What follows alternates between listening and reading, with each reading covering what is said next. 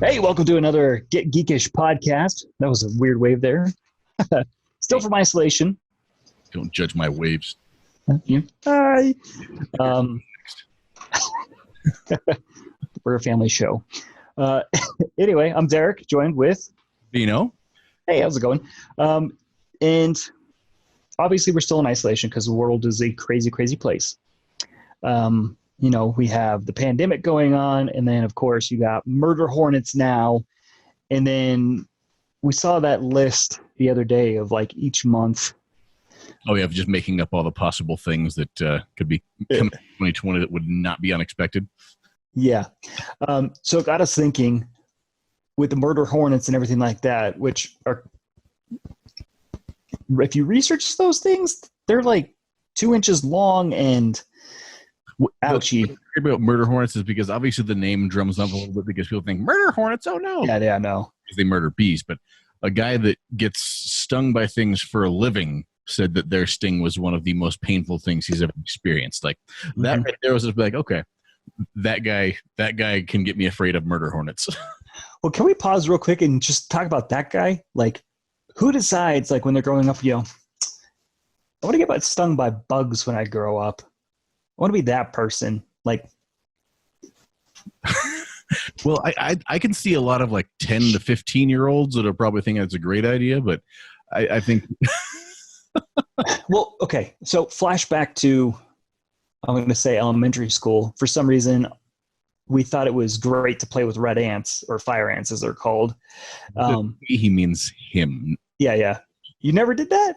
Play with fire ants? No, they bit and they hurt. Yeah, but for some reason, dude, we would sit there and play with them out on the playground and like put them on sticks, everything like that. And obviously we got bit, and yeah, it hurts.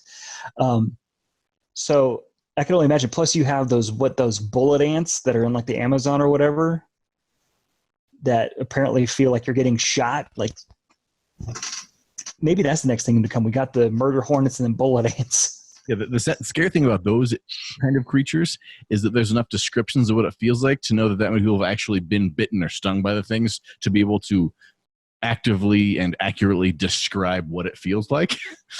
Yeah, I don't want that. I mean, like, especially person in the 1980s was bitten by one of these things. Like, nah, it's kind of regular if you go down to this area of the country, Can you imagine being like one of the like explorers and you go in there, you get bit by one of those that gets in your little like chain mail or something? Turn around, we're going back. Tell the queen there's nothing here.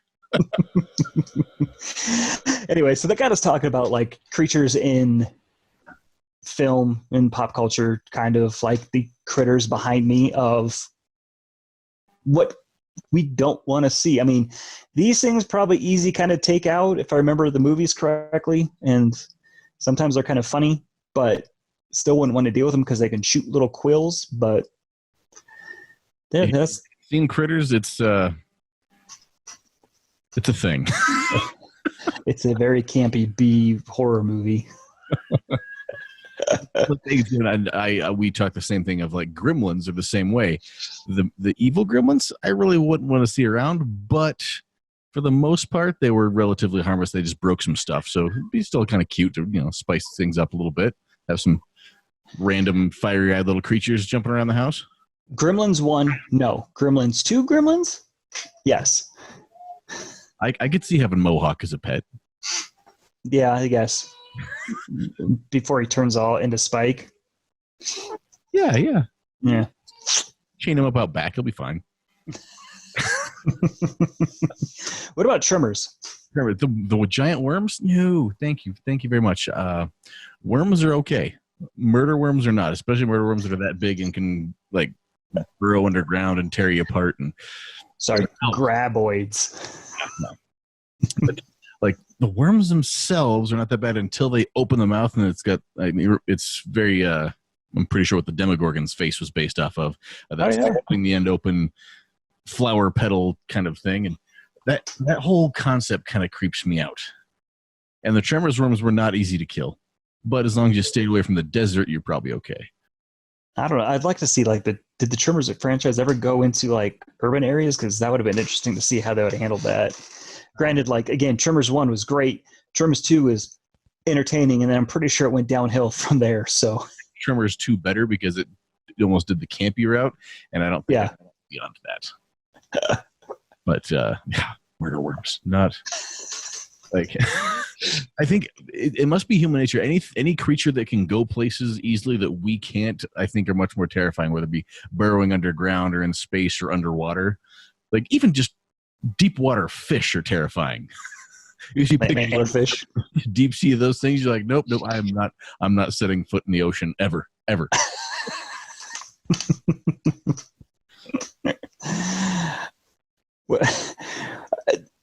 I'm just trying to think of like, whenever you go into a lake and just like a piece of like seaweed touches, you're like, no. The worst feelings on earth. Even there's a lake, there's literally nothing in here that could cause me physical harm, but your brain goes, yep, there's like hammerhead sharks and electric eels and aliens and murderers and all these things hiding around in the water. Oh, movies. It still baffles me that monsters were created to make people feel better about things, to deal with fear, because it gives me some new ones. I mean, you haven't even seen the movie Arachnophobia, right? No. I by all intents and purposes, I should really enjoy that movie because it's, kind of a campy, funny horror movie, but I cannot deal with the spider take on it. I mean, I still cringe at the scene in Lord of the Rings when was it Shelob? Yeah. Shelob, yeah. That scene in the movie, I still get all like heebie-jeebied and like, God, man, imagine being wrapped up in a cocoon of a giant spider and twirled up while they stick their fangs in and paralyze you while they suck the blood out of you. So you're like Ron Weasley in the Forbidden Forest. Yeah. I felt Ron in that scene in Harry Potter. Like, no, Bookbeak's gonna get it because I'm not going in the spider forest. Like, maybe he'll find some unicorn blood, but I'm not. Nope.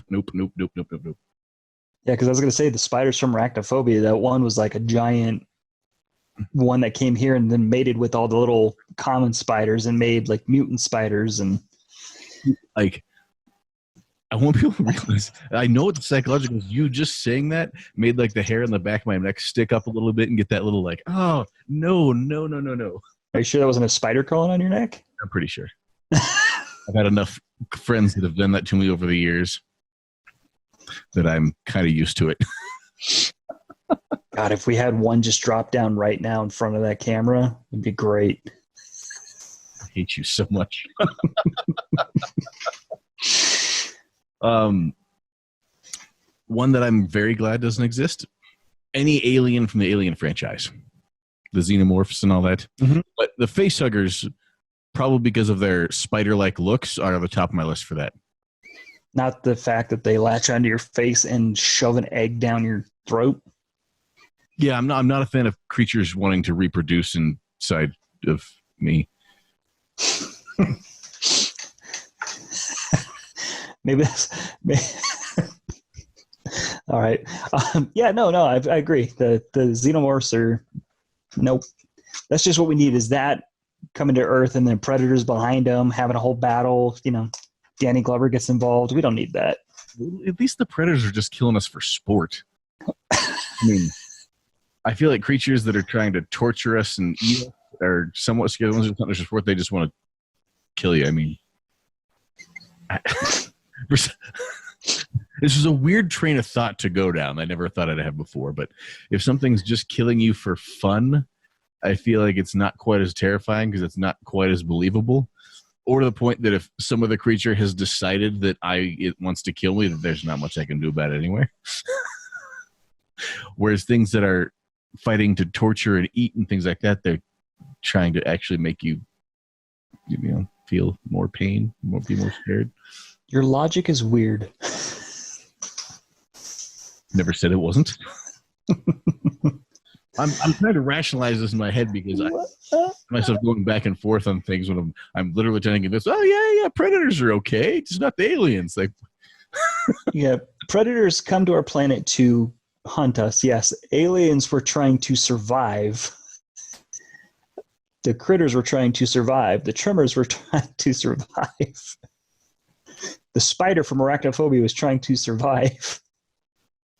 See, if we're gonna have some aliens that come down, though, I want it to be like Krang and Kodos from The Simpsons, like the Jeff Foxworthy redneck aliens of the universe coming out to see us. Like that's the kind of aliens I want to come down. I thought you were going to say like the Mars Attack aliens. Yeah, but they killed a whole lot of people. Yeah, but all you have to do is play yodeling music and you'll defeat them. They vaporized a lot of people first, and their brains were kind of creepy. You could see them. Yeah, that's true.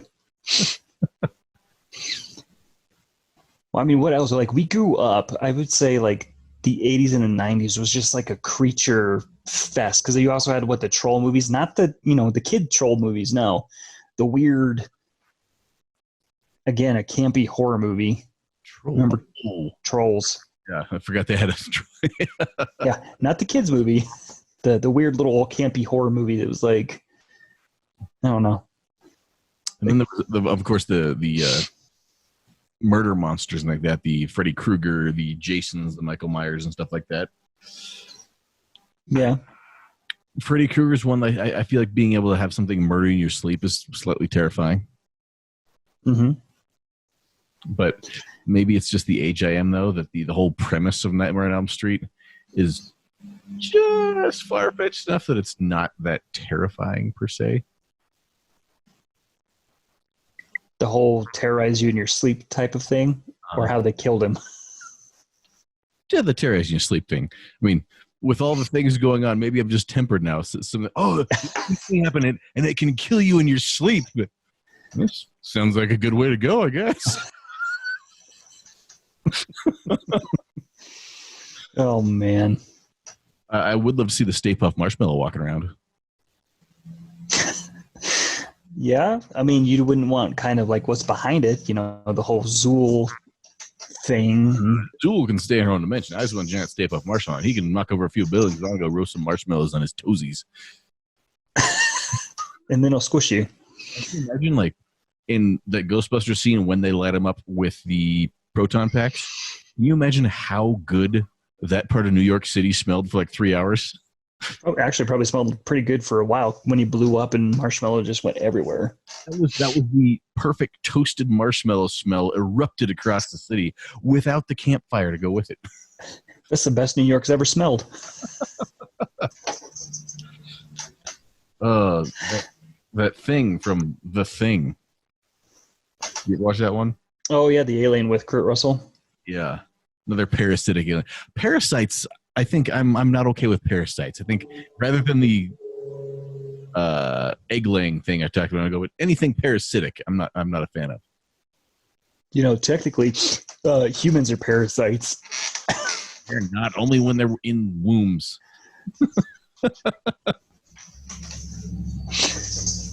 Yeah, that's the thing is too, especially with like The Thing, is you takes the shape of somebody else and you don't really know who it is. So that could go either way. Yeah. I'll tell you who had some creatures that I'm pretty sure were not too far off in some cases. Probably the Ninja Turtles villains. The old cartoon show. I just thought of the stupid Fly Doctor. I'm sure you mean Baxter Stockman. Yeah, I'm sure you mean other ones though. Well, even him, like, it's, you imagine something like that actually existing, and it's a little more terrifying sight there. I mean, you imagine Baxter Stockholm, but imagine him like Jeff Goldblum in The Fly. Like, and then the Ninja Turtles themselves, if there were some giant box turtles the size of muscle-bound teenagers, they'd probably be a little creepier looking than the ones we saw cartoons with. They probably look like the Michael Bay ones. Yeah, a little creepy. And they had the pizza monsters. They had the rock monsters from Dimension X. I mean, even Bebop and Rocksteady. Right. Bebop and Rocksteady were not dumb as rocks. That'd be a slightly terrifying sight to run into. But I'm pretty sure I ran into a guy that looks like Bebop a couple times down in Denver. But so maybe they do exist. And Krang, a sentient brain? Mm-hmm. I mean, aren't all brains sentient? Well, yeah, but he had his own arms and things that were brain. Like, it wasn't inside a body. He was just a brain. You can't tell me that's not. Oh man, I would drop kick that like a football. Get out of here. No, Eric, you can't do better than that. I think that's the worst thing about him is the way he talks. That like phlegmy type of. He sounds like he's an actual like phlegm in your mouth. Mm-hmm. Mm-hmm. Let's see what. I'm trying to think, because the 80s and the 90s had a whole bunch of like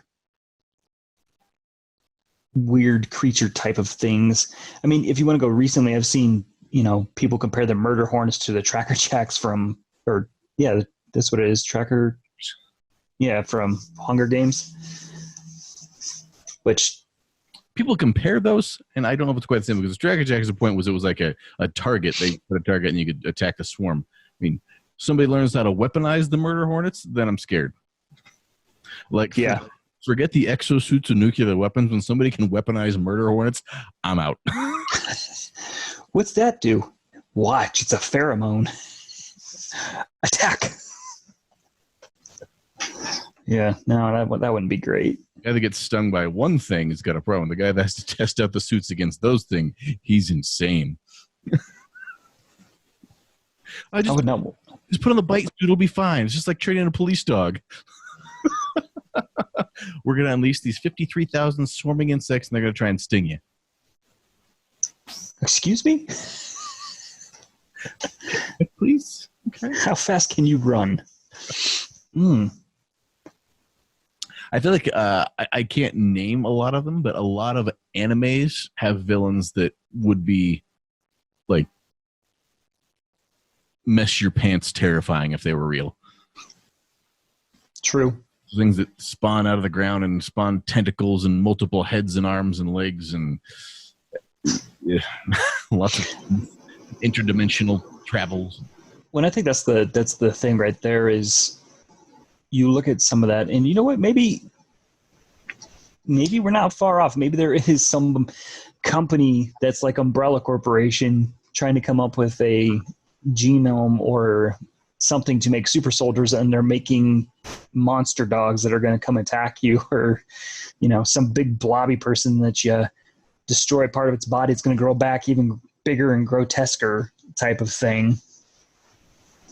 Maybe we're not. The Aquabats have a song about that too. The cat with two heads, same idea. See, kitty, you could pet one kitty's head and then pet the other kitty's head, but it went south quick. It's not every day you hear Aquabats come up in a conversation. You must not hang around me very often. I mean, there's a lot of cartoon characters like that if they were real, would be terrifying. I mean, the old, was it Cat Dog Nickelodeon cartoon show? Mm-hmm. I still get kind of weirded out when you find the pictures. CNN has them all the time of the pictures of mutated animals, the little kitten with two heads, or the snake with two heads, or the rabbit with a fifth leg, or all these little weird mutations that happen along the way. But a two-headed creature with two different heads seems like there'll be a whole new step of terror. How does it go to the bathroom? Well, here's the thing too, is honestly, if you take any cartoon character and put them in the real world, like you've seen on the internet those realistic drawings of what cartoon characters would look like in the real world, those themselves are terrifying. Some of those give me kind of nightmares. Like the Patrick one from SpongeBob. That one's very uncomfortable. Yeah, the whole cast of Simpsons ones too makes me rethink my place in life. Oh. Yeah, if you walked out the door and you saw something like that, I'd call into work and be like, I'm not going to come in for a while. Ever. I'm going to see if I can row my boat to an island and never see another thing again. Knowing your luck, though, those spiders from Arachnophobia will be on that island. Yeah, that would be. I'd find the island that has, like, most islands don't have many spiders. I'd find the one that has, like, all of the spiders. They fly, they swim, they float. No! Isn't it kind of weird how we're like almost living in a Twilight Zone episode? Because I mean, I think somebody described it best on Facebook that it sounds like life right now is being written by a 4-year-old. Right? There's gonna be a disease, and they're gonna shut everything. And everybody has to stay home. The whole world's gonna shut down, and then there's gonna be this, and then there's gonna be bees, really big bees. No, hornets. They're gonna sting everybody, and then everyone's gonna need toilet paper. And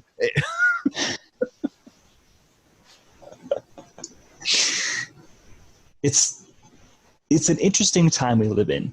Which, yes, it sucks, but as we're talking, it makes me feel glad that we don't have to deal with other stuff.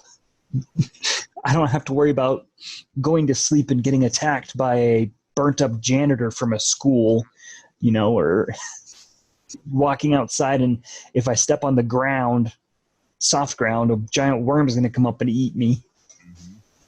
Maybe that's just a matter of time. I don't know. Maybe there's mole people down there. Who knows?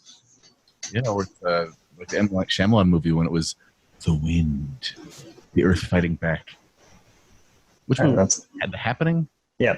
Oh yeah. Oh god, it's horrible. I never saw it because a lot of people tell me there's not a lot happening in The Happening. So there's not.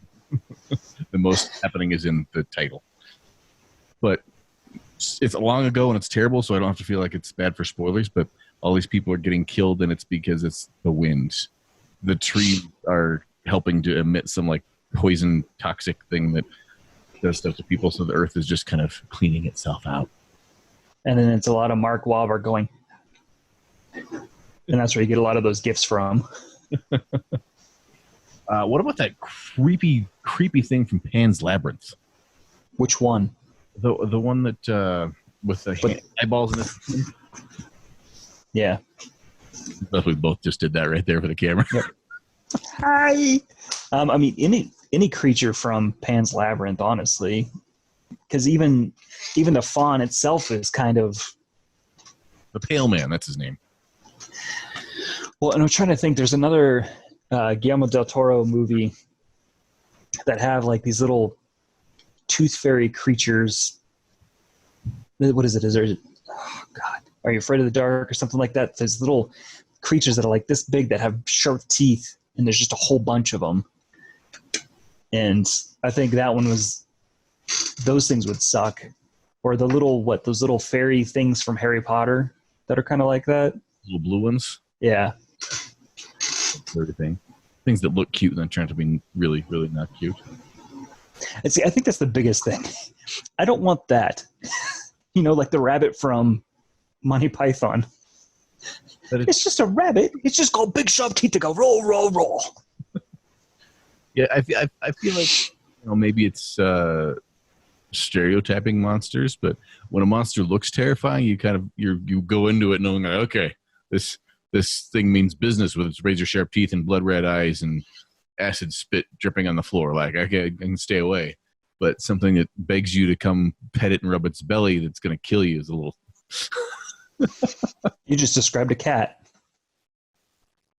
It's not far off. I think that's the biggest thing. Is maybe that's what's next.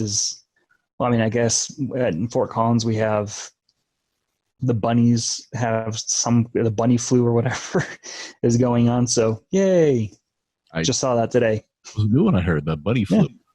There you go. I feel like I shouldn't look that up. There's some monsters that have the other stuff, but they look really creepy, but they're super nice. Like the Uzdi in Doctor Who. Weird little tentacle things. They have to hold that glowing orb to talk. Those things look terrifying, but they were the nicest. Just like, let me serve you. Hi, how you doing? But not to be confused with Cthulhu. Look very similar, I feel. Mm-hmm. Which there is not quite versions of Cthulhu. Yeah, I feel like they wouldn't be noted. It's nice. Well, that's the thing too. Is you look at Grimace from McDonald's. Real life, you see him kind of terrifying, but he's just a big huggable purple thing. Yeah, and he just wants your burgers. He's not going to hurt you. He'll be your friend. Just give him a burger. I always thought the Fry Guys were a little more terrifying. They looked creepy. I think, full circle, they have the spider kind of look to them. There it is. There it is. Well, even Mayor McCheese is kind of. It's it's not every day you talk about McDonald's characters. This is stuff I haven't thought about, like Grimace, Mayor McCheese, the Fry Guys, the Hamburglar. Okay, so if we're going to go back to more things we wish don't exist, I'm going to expand that to any talking food. Because you imagine if any of the McDonald's characters were real, or if the Veggie Tales came to life or something like that, that would be slightly terrifying. What? There was another. Wasn't there a cartoon with talking food? Isn't that what the little like toys were modeled after? There's been a lot of them too. I mean, there probably was somewhere along the way. The sentient food that came to life from Cloudy with a Chance of Meatballs. Mm-hmm. Pizza the Hut from Spaceballs. Mm-hmm. Yeah, let's not have sentient food. Okay, that's my next thing. I don't want sentient food. No, let's combine your two fears into one. Sentient food that tries to look like something really, really delicious, so it doesn't come to life until you try and take a bite out of it. Ugh, see, if that happens, that's what I'm calling like Elon Musk and going, "Hey, get me on Mars right now." I don't care how long it takes. Just do it. I'm gonna have a hamburger as it comes to life. God, I'm gonna have You have a weird dream tonight. issues. I've had some weird dreams this week, so this is not going to stop it. You're gonna be like dreaming of hamburgers that's gonna talk and like throw up spiders on you. Why would you give my brain that idea? Oh, no. Watch it. I will do something that you can't remember.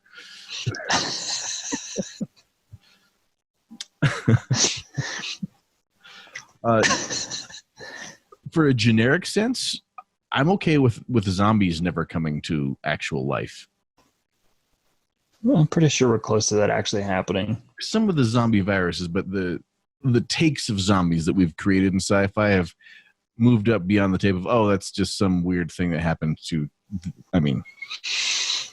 28 Days Later zombies and the World War Z zombies, I think, would be some of my most terrifying ones. And but like, wasn't 28 Days Later basically like the rabies, like an advanced form of that? It was like a rage virus or something like that. Rage virus is 28 days. Yeah. See, yeah. Strong. I'm sure. I know. We've talked about this before. I'm sure we're close to that happening. So let's hope that happens way down the line, because I don't need that in my life right now. Yeah. I guess a horde of zombies wanting to eat your brain is better than a horde of political fanatics that want to beat your brains out. So true. It's not too far off either. We haven't even mentioned Jaws or Sharknado. Well, we don't live near the ocean, so I feel that wouldn't be a really immediate threat. That'd be more like the coastal problem. Just seeing there's another Sharknado coming from the northeast. Glad I don't live in Seattle. Oh man, that'd be something you turn on the news. Yeah, Florida got hit with another Category 5 Sharknado. This one had hammerheads in it. Helped nail down some of the boards that got loose, but other than that, it was not good. Let's go to a reporter in the field, Frank. There's sharks everywhere. This is a big monster. I mean, the premise of the new Godzilla series, that there's all these ancient monsters that are alive, buried beneath all the parts of the earth. Maybe there is. We can't prove that they're not, so that's another one that Godzilla would be a coastal problem, but of course he has to wake up all his stupid friends, so then we're right in the thick of it again. Like some stupid turtle up and I lose my city. I was going to say, are you sure there's not one sleeping up in the mountains up there? Oh, I just found another one that I forgot about. The little killer alien slugs from Slither. Oh, yeah. Those ones aren't. Yeah, I feel like those little pieces, that's what, like, the little parts that broke off of the Demogorgon totally reminded me of in Stranger Things. Little pieces like the one that got stuck in Eleven's leg. Mm. Exactly. Just the Slither bugs. Again, though, Slither is a fun movie. Yeah. I'll let you go with that one. Nathan Fillion, Elizabeth Banks. It's fun. Okay.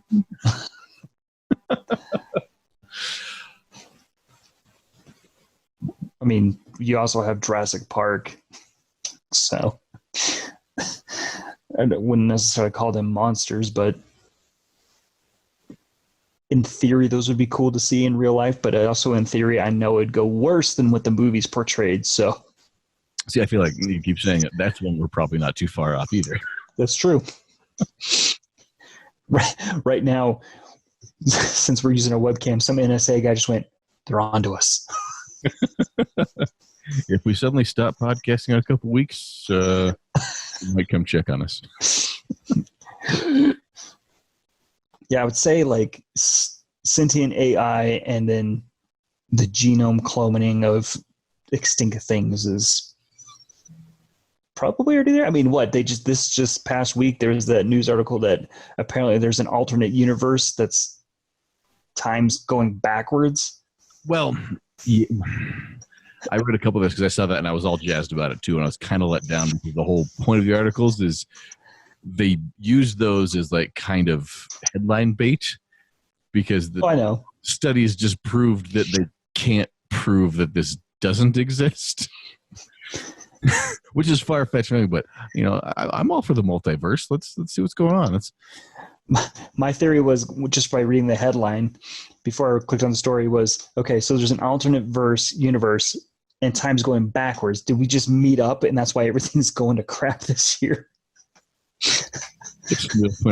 How crappy would we look back and find out that 2020 is a result of some stupid woodland creature getting stuck in the Hadron Collider at CERN and whopping us into a different dimension? And it didn't give us superpowers. I can just picture now this mile-long super collider tunnel, some scientists in a broom trying to shoo some raccoons out. Get out of here! We got a science! This testing's starting in 10 seconds. Hurry up! Stupid raccoons. And that's how Rocket the Raccoon was made. See, the Marvel Universe is real. There's a lot of radiation going on that super collider, right? Mm-hmm. There you go. Of course, that's another thing I don't want to see is a raccoon walking around like that telling me, bad stuff about my mom. It's just, I don't need that in my life. See, I feel like a talking raccoon could actually add to life in the right aspect. Yeah, maybe you're right. He'd probably get elected as a politician. Going outside to take out the trash and the kind of smack talk you have to put up with. I mean, I've had a squirrel talk back to me before, and that was a little terrifying, but I feel like it was actually speaking words that might have softened the blow a little bit. You don't speak squirrel gibberish? No, there was a fun throwback story that you might have heard before. When I was growing up, we had a deck in the back of our house, and there was always a bird feeder with tons of bird food. And this giant squirrel decided that he was going to take it over. So he was there. I'm assuming it was a he. I didn't have time to check. 3-4 times a day, and would just gorge himself on the corn and all the beads of food. Like this squirrel was big. Like it got nice and fat and nice and big, and the thing probably had to weigh 5 or 6 pounds. Like it was a big squirrel. And it just kept coming back from work at more. But when it would start getting territorial, it would like fight the birds off at the top of the bird feeder, and the birds would come up. It'd start swatting at them and trying to get them to go away. So it'd go out there, and you'd kind of run over at the thing and scare it off a little bit. Birds come down, and just doing your thing as any teenager would do. And then one fateful morning, I went out to the bird feeder, and there was Mr. Squirrel there chowing down on his corn. And I did my little run over and step at him and stomp on the floor, and he just stopped and looked up at me. And I kind of stopped, like, what the heck? And then I took another couple steps forwards, and then he hopped down onto the ground between me and the bird feeder on the deck there. And I was dumbfounded. I'm like, I just staring at this squirrel that wasn't scared of me for some reason. And it just stands up on both legs, goes, and I ran in the house and sent the snake outside. But the most unbelievable part of that story is that you didn't have a name for that squirrel. Well, I should name that squirrel, but I didn't at the time. I just thought it was Jerk the squirrel. Did you see him after that? Yeah. Did you try to challenge him again? Oh, he asserted his dominance. And I was not an alpha male teenager. That's the next thing. The squirrel's going to. He probably has a squirrel army that's living underground and in the trees. So.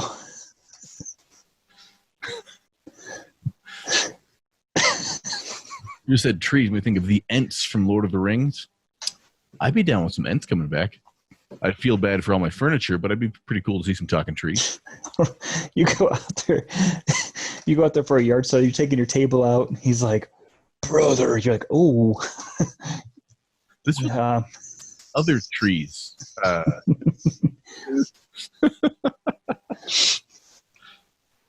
feel like this is almost a limitless possibility, because now that we're rolling through these different creatures, I feel like you could just name a movie or a fandom or a cartoon show and just pick out 3 or 4 creatures and be like, oh, wait, those would be bad, those would be bad, those would be bad, those would be bad. Are there any others that stand out that give you the heebie-jeebies? No, not that I could think of. We tough guy over here. No, we nailed him, right off the bat type of thing. If I walked out and I saw a centipede the size of a car, I'd be done with it, because I don't need that in my life at all. Lots of legs are not. Mm-mm. Mandibles and extra legs. I mean, just look at Starship Troopers. You look at that, you're like, nah, I don't want that. No, that good movie. I haven't watched that movie in a long time. We could just keep going. Like, there's tons of stuff that movies and pop culture and everything like that have put out there that, you're like, and then you think of what the world is like now. You're like, maybe that's not far off, and I don't really care for that. Anyway, we can touch the simple specifics of things like Star Wars and Star Trek's, how many different races they have. Would those count as the different creatures in here? Because some of those races seem pretty terrifying too. True. Can you imagine just going out and walking like through the desert or something and you accidentally stumble upon a sarlacc? Ferengi walks into your bar. Yeah, see, there's some of them though that'd be kind of cool, but for the most part, I don't know. Yeah, well, maybe that's part of the thing is our personalities, the fact that we really enjoy the sci-fi and fantasy type of fandoms. The thought of going someplace where there were 30 or 40 different species in one place seems like it would be awesome. But you'd want to get there after everybody settled down and realized they weren't trying to kill each other. Mm-hmm. But well, also too, if pop culture has taught us anything, humans are usually the odd one out in those situations. There's a lot of the movies where we're used as meat bags or pets or stuff like that for the aliens, and I'm like, we're the lesser beings. So I want to make sure we're okay. Well, that's what I was saying. But you get ones of something that was nerd out here, and something like Star Trek is done, where there's this whole group of different alien races that all work together and do their thing. Years ago in the Federation, they probably had some issues with discovering new aliens and species, and they still have some. But for the most part, how great would it be to show up to your college class and there's somebody with gills and somebody with purple skin and somebody with 3 heads and somebody with a giraffe neck and somebody else with suckers in their hands? Like, I feel like that would be awesome. Unless you're sitting behind giraffe neck or 3 heads person, because then you wouldn't be able to see anything. Like I'd be focusing on class. I'd be the one the whole time. What are you staring at? Nothing. No, Did you take notes?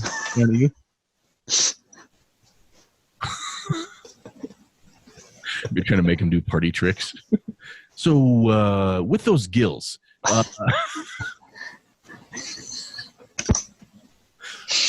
don't think you'd last very long. Well, you have to make friends with them first. I can't. I'm just I've got a double joint. Like, does that count? Like, woo! You turn my lid inside out still, I think.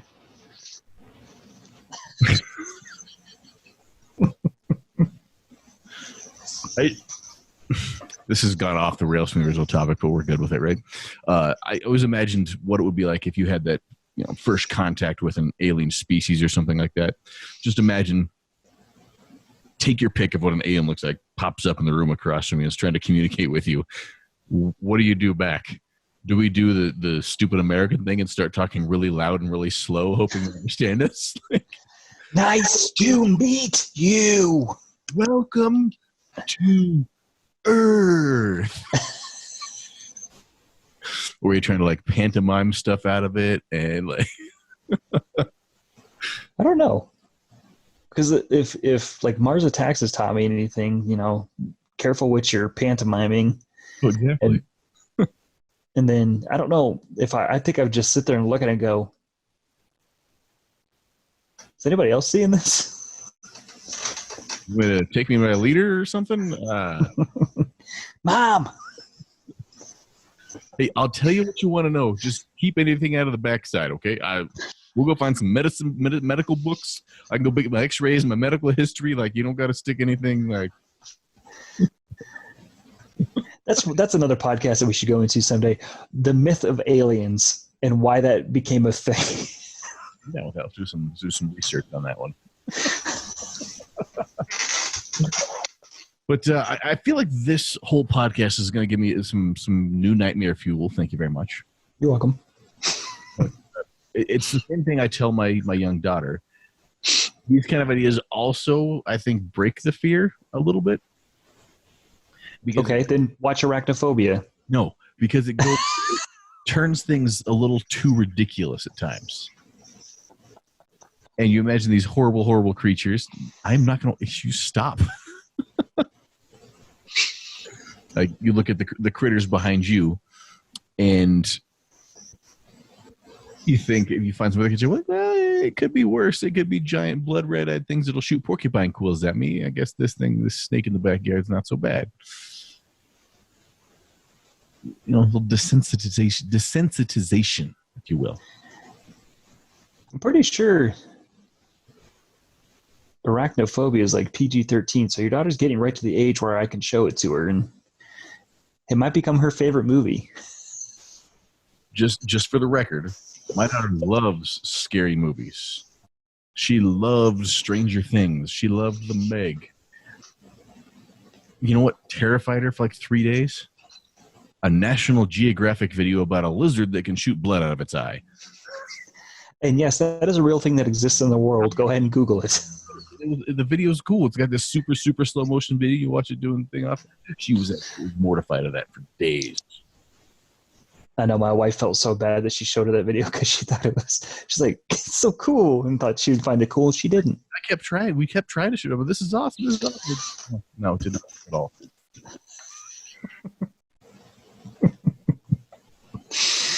Oh, man. But what do you, as a listener, not Derek, just pretend he's not here for a second, what do you think is a fake creature that you would be absolutely terrified if it was real, or maybe you wouldn't necessarily be unexpecting it to happen in the year 2020, or would you be okay with? Let us know in the comments at Geekish. You can find us on all the social medias, and give us your take on some of the monsters that you wish were real or you're super glad are not real. Did you just get eaten by the critters? There you go. Okay. Well, you told me to imagine that I'm not here. So when I think, let's leave it on the point that you made of next time you go in your backyard and you see a spider, rather than freaking out, just be happy that it's not, one of these things or something. That's where I feel like I'd be okay with aliens and the monsters. When something's doing its thing, I'm okay with it. Like if I see a spider in the backyard, you've seen how not okay with spiders I am. But if I see a spider with a web in the backyard, it can do its thing. When a spider builds a web across my front door, it's dead. When there's a spider out in the forest that lands on my camping tent, I flick it off and go on my merry way. When I'm in my bedroom and a spider's crawling on the wall, it's splatted on the wall with a shoe. Like, we have boundaries. By your wife, because you won't get close to it. if the spiders are minding their business, playing in their home, they can stay there. They just don't come into my home, and they can live. I'm surprised you're not worried about, like, first of all, you don't go camping that much, so I guess you don't have to worry about it, but flicking a spider off your tent and it getting its little reinforcements and coming and getting you at night. Oh, spiders are loners. I don't know. I popped a spider egg sac. It was a lot. For the baby spiders, they're all together. But once spiders grow up there, they're solitary beasts. All right, and we'll end it on that. Well, thanks so much for listening, and we'll talk at you next week.